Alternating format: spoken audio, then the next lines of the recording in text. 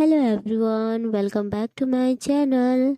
तो my little popular का हम लोग 26 चैप्टर स्टार्ट करने जा रहे हैं। पिछले वीडियो में हमने देखा था कि शिन्यू फैंग चैंग से फ़ोन छीनने की कोशिश कर रहा होता है और बोलता है, मैं कसम खाता हूँ मैं कल रात को गेम नहीं खेल रहा था। तो ये सुन के फैंग चैंग उससे पूछता है, तो कल क्या कर रहे थे तुम? तो शिन्यू झूठ बोलता है कि मुझे मेरी मॉम डैड की याद आ रही थी, इसलिए मैं उनकी पिक्चर्स देख रहा था। लेकिन हमें तो पता है कि शिन्यू क्या देख रहा था। वो तो हॉट लड़कियों की पिक्चर्स देख रहा था।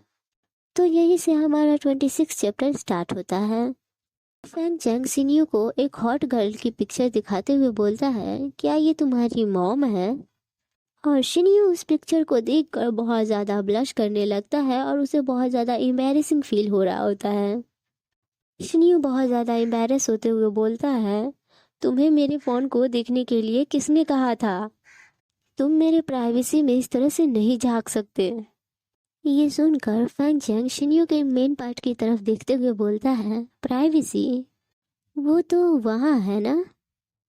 मुझे तो ऐसा लगा कि कल मैंने कुछ ज़्यादा ही कर दिया, लेकिन तुम तो इसे एंजॉय कर रहे थे, है ना? शिन्यू को जैसे ही एहसास होता है कि फैंग चैंग कहाँ देख रहा है, तो बहुत ज़्यादा ब्लश करते हुए उसे छुपा कर बोलता है, उस रात कुछ नहीं होता। तुमने ही पहले हाथ रखा था। मैं उसे करने के लिए कैपेबल नहीं था, तो इसलिए डेफिनेटली मैं उसे फील करने लगा।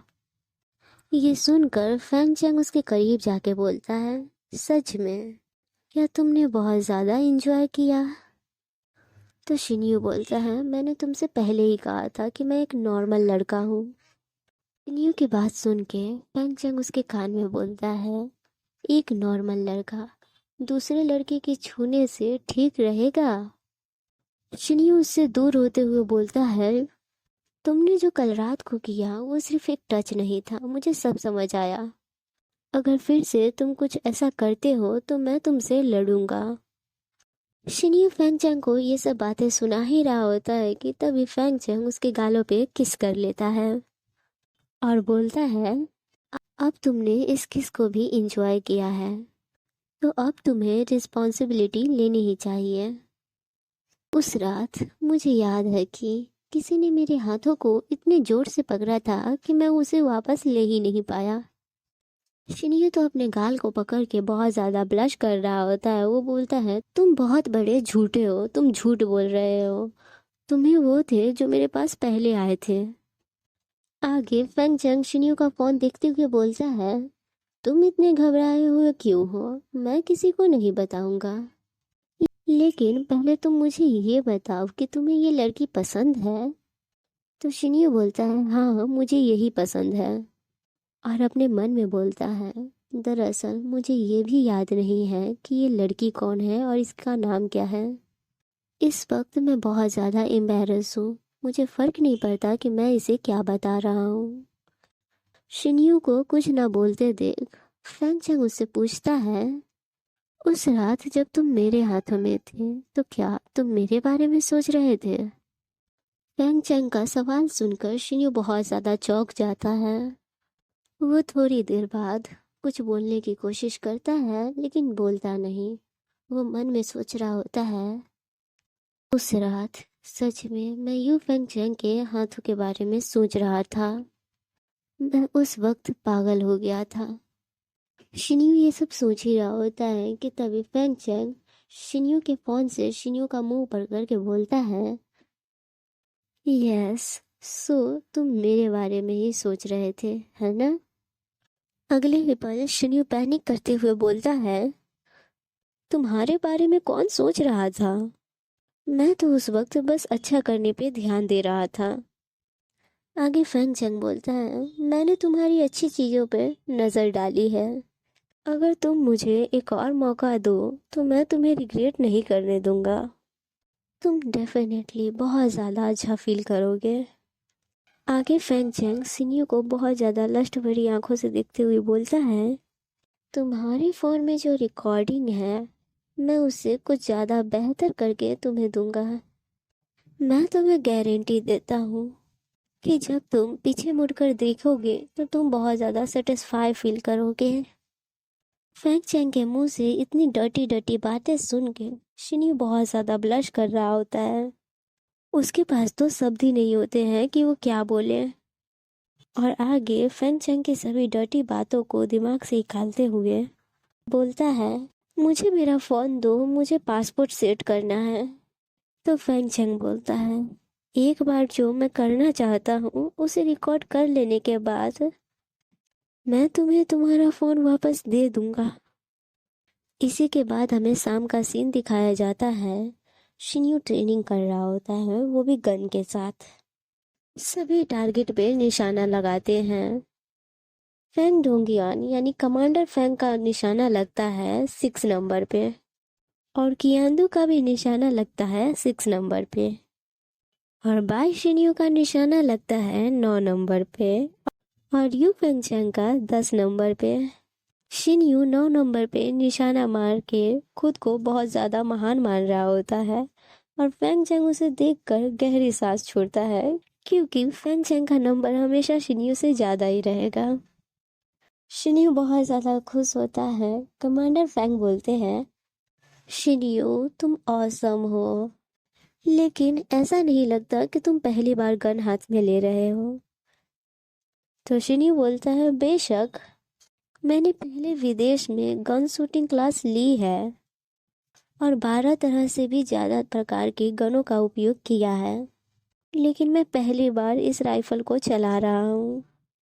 ये उतना भी बुरा नहीं है। लीडर चैन मुस्कुराते हुए बोलते हैं, शिन्यू अच्छा किया, और भी कामों में अच्छा करने की कोशिश करते रहो। लीडर चैन की बात सुनकर शिन्यू बोलता है, यस लीडर। और यहीं पे इनकी ट्रेनिंग ख़त्म हो जाती है और शिन्यू दौड़ते हुए और गुनगुनाते हुए मन में सोच रहा होता है, मैंने पहली बार दूसरों से बेहतर होने का स्वाद चखा। मुझे अपनी मॉम को ये खुशखबरी जल्द ही सुना देनी चाहिए। इसी के साथ हम शिन्यू को देखते हैं जो कि अपनी मॉम से बात कर रहा होता है। वो बोलता है, हेलो मॉम, आज निशानेबाजी की ट्रेनिंग में लीडर चैन ने मेरी बहुत ज़्यादा तारीफ़ की। मॉम मैं सच में अब बहुत ज़्यादा अच्छा कर रहा हूँ। तो उसकी मॉम बोलती है, मेरा बेटा हमेशा से ही औसम था। और आगे शांत होकर बोलते हैं, शिन्यू तुम्हारा भाई। तो शिन्यू पूछता है, मेरे भाई को क्या हुआ? तो उसकी मॉम बोलती है, मुझे ज़्यादा डिटेल्स नहीं पता है, मुझे बस इतना पता चला है कि जियान सुइलिंग ने उसे पीछे कर दिया है और वे अब कंपनी से बाहर हो गए हैं। अभी कंपनी में उथल पुथल मची हुई है। अपनी मॉम की बातें सुनकर शिन्यू चिल्लाकर बोलता है, जियान सुलिन बहुत ज़्यादा बदमाश है। और अगले ही पल अपने मन में बोलता है, बिना कुछ देखे जियान सुलिन पर भरोसा करना मेरी ही गलती है। जब मेरे मॉम डैड नाराज़ थे तब भी मेरे भाई ने मेरे मॉम डैड को कुछ नहीं बताया। मैंने ही सब कुछ गलत किया है। ये सब मेरी ही वजह से हो रहा है। सब सब मेरी गलती है। शिन्यू ये सब सोच रहा होता है। वहाँ से उसकी मॉम बोल रही होती है, बाय शिन्यू, मैंने तुम्हें प्रॉमिस किया क्योंकि मुझे आशा थी कि तुम जल्दी से जल्दी बड़े हो जाओगे और अपने भाई के काम में हेल्प करोगे और उन कमीनों को भी वहाँ से भगा दोगे। शुइंग मेरे अपने बेटे की तरह है। तुम्हारा भाई वो बस तुम्हारे ही पास है। शिन्यू काँप रहा होता है। वो काँपते हुए बोलता है, मॉम मैं समझ रहा हूँ। मॉम मैं सच में स्ट्रांग हो जाऊंगा और अपने भाई की हेल्प करने ज़रूर आऊँगा। शिन्यू की आंखों में आंसू होते हैं। शिन्यू अपने मन में बोल रहा होता है, मुझे स्ट्रांग होना ही होगा। मेरे भाई के लिए मुझे स्ट्रांग होना होगा, नहीं तो मैं फिर से उसका सामना कैसे करूँगा। 27 चैप्टर की स्टार्टिंग में शिन्यू और कमांडर फैंग दोनों साथ में बैठे होते हैं। कमांडर फैंग शिन्यू से बोलते हैं, हाल ही में तुम कड़ी मेहनत करने लगे हो जिसके कारण तुम्हारी भी बॉडी बनने लगी है। तो शिन्यू बोलता है, टीम असेसमेंट में सिर्फ 2 सप्ताह बचे हैं। अगर मैं नहीं कड़ी मेहनत करूँगा तो कौन करेगा? और सैड होते हुए बोलता है, मुझे ये सोच के डर लग रहा है, अगर मैं आप लोगों के टीम में नहीं रहूँगा तो मैं कैसे रह पाऊँगा? शिन्यू को सैड देखकर कियांदू बोलता है, ऐसा नहीं है कि हम लोग हमेशा के लिए अलग हो रहे हैं। हम अभी भी ट्रेनिंग और डिनर के समय एक दूसरे से मिलते रहेंगे। तो तुम इतना भावुक क्यों हो रहे हो? कियांदू की बात सुनकर शिन्यू बोलता है, मैं भी तुम लोगों के टीम में रहना चाहता हूँ। और मन में बोलता है, लेकिन अगर मैं यू फेंगचेंग से अलग हो सकता हूँ तब। शिन्यू ये सब सोच रहा होता है कि आंदू बोलता है, इस नए टीम को लीड जू चुआंग कर रहे हैं, यानी कि इंस्ट्रक्टर जू। वो डेफिनेटली हाई स्कोर वाले स्टूडेंट को चुनेंगे, इसलिए हाई स्कोर वाले स्टूडेंट सारे ही जू चुआंग के टीम में जाएंगे।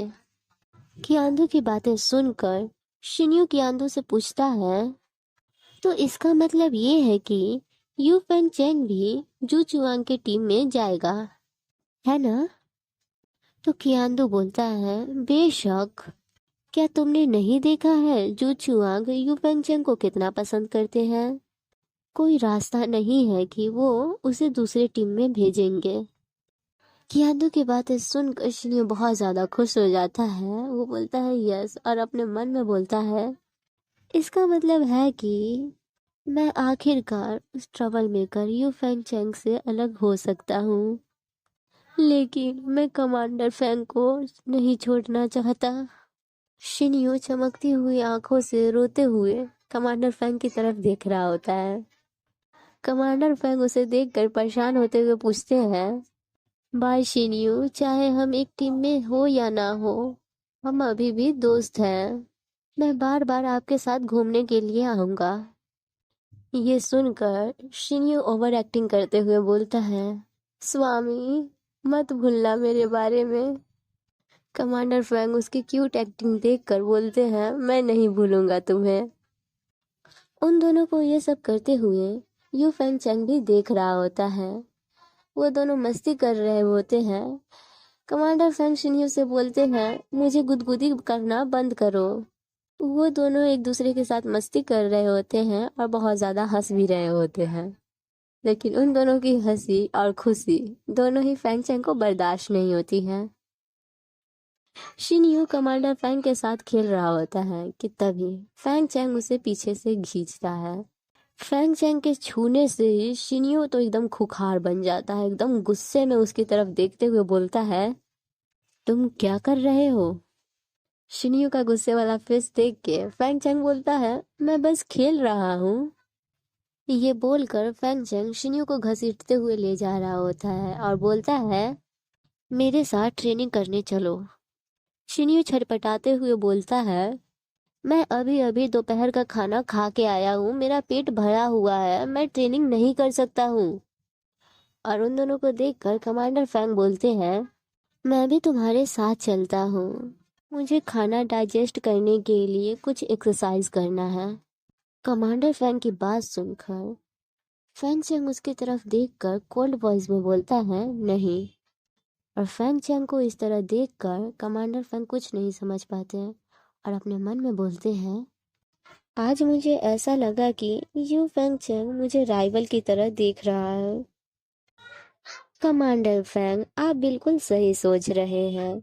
अगर आप इसी तरह शिन्यू से चिपकते रहेंगे तो यू फैंग चैंग पता नहीं क्या कर देगा। आगे के सीन में हम यू फेंग चैंग और शिन्यू को देखते हैं। शिन्यू बोलता है, तुम मुझे यहाँ क्यों लाए हो? तो फेंग चैंग बोलता है, बात करने के लिए। और फेंग चैंग मन में सोच रहा होता है, मैं सिर्फ तुम्हें और फेंग डोंगुआन को एक साथ नहीं देखना चाहता। फेंग चैंग मन में ये सोच रहा होता है और शिन्यू फेंग चैंग पे चिल्लाते हुए बोलता है, तुम्हारी प्रॉब्लम क्या है? अभी दोपहर का समय है और आराम करने की वजह तुम मुझे यहाँ खींच कर ले आए हो। शिन्यू की बात सुन के फैंग चैंग बोलता है, हाँ, तो तुम इस बारे में क्या करने वाले हो? शिन्यू फैंग चैंग से परेशान होकर बोलता है, ठीक है तुम बात करना चाहते हो तो मुझे ये बताओ, जब हम बच्चे थे तो कौन सा गेम खेला करते थे। तो फैंग चैंग बोलता है, तुमने मुझे बहुत सारे मज़ेदार गेम सिखाए हैं, मौका मिलने पर मैं उनके बारे में बताऊंगा। फैंग चैंग की बात सुनकर शिन्यू चिल्लाकर बोलता है, क्या अब सही समय नहीं है? कुछ गेम यहाँ पर खेलने के लिए सुटेबल नहीं है। इस तरह की मिस्टीरियस बातें करना बंद करो। शिन्यू आगे कुछ बोल ही पाता कि तभी कोई बोलता है, Yu Fang Chang, company commander आपको देखना चाहता है ऑफिस में। फैंग चैंग को कुछ समझ तो नहीं आता है, लेकिन वो बोलता है ठीक है, और फैंग चैंग वहां से चला जाता है। और अब वहां पे बस दो लोग होते हैं, एक जो फैंग चैंग को बुलाने आया होता है और एक होता है शिन्यू, और दोनों ही कुछ नहीं बोल रहे होते हैं। थोड़ी देर बाद वो लड़का बोलता है, मैं क्यूरियस हूँ कि आप यू फैंग चैंग के साथ घुलने मिलने में कैसे सफल हुए। और हमें इस लड़के का नाम बताया जाता है लियांग शाओमाओ। उस लड़के की बात सुनकर शिन्यू उस पे चिल्लाते हुए बोलता है, मैं कब उससे घुल मिल गया, और क्या तुम हम लोगों पर नजर रख रहे हो? तो वो लड़का बोलता है, बहाने मत बनाओ, आप पहले ही दिन से उसे ढूंढ रहे हो। क्या ऐसा इसलिए नहीं है क्योंकि तुम्हें उसके फैमिली बैकग्राउंड में इंटरेस्ट है। उस लड़के की बातें सुनकर शिन्यू लड़ाई के लिए तैयार होते हुए गुस्से में बोलता है, अगर वो सम्राट का पोता होता तभी मैं उसके साथ तालमेल नहीं बैठाता। तुम्हें क्या लगता है हर कोई तुम्हारे जैसा है जो कि क्लास लीडर को चूस रहा है? शिन्यू की बातें सुन के उस लड़के को भी बहुत ज्यादा गुस्सा आने लगता है। वो लड़का बोलता है, तुम एक्टिंग करना बंद करो कि तुम सबसे ज्यादा पावरफुल हो। तो क्या हुआ अगर तुम्हारे पास थोड़ा पैसा है? तुम अभी भी सुअर की गंदगी साफ करने की किस्मत रखते हो।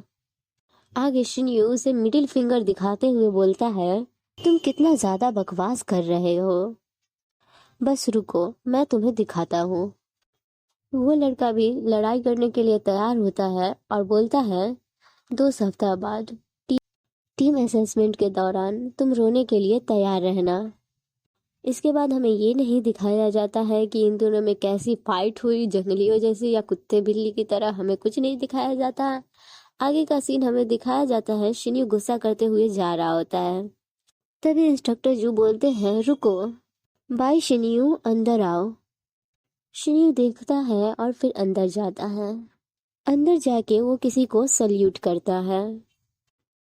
शिन्यू उसे बड़ी बड़ी आंखें करके देख रहा होता है, और हमें उस आदमी का फेस दिखाया जाता है जो कि बहुत ज्यादा हैंडसम दिख रहा होता है।